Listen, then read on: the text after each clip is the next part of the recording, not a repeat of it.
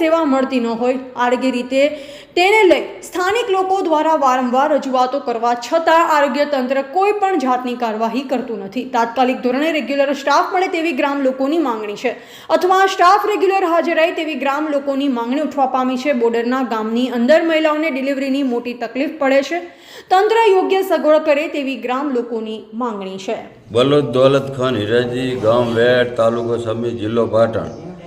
આ ડૉક્ટરોને વારંવાર કહેવાથી એક સ્ટાફના માણસો કોઈ પણ હાજર રહેતા નહીં. 3 વાગે જતા રહે, 3:30 જતા રહે. કોઈને નથી ઇન્જેક્શન આપતા, નથી બોટલ ચડાવતા, સીધી 2 ગોળીઓ આપીને કહી દે જો કાલે મટી જશે. એક હાજર સ્ટાફ હાજર રહેતો જ નથી. વારંવાર મેં કીધું, દિલીપભાઈ આજ આવેલા છે અને અમે વારંવાર કહેવાથી કોઈ હાજર રહેતું નથી. તો સરકારને એટલી અમારી વિનંતી કે એમ કે હાજર રહેવા વિનંતી. વેડ પીએચસી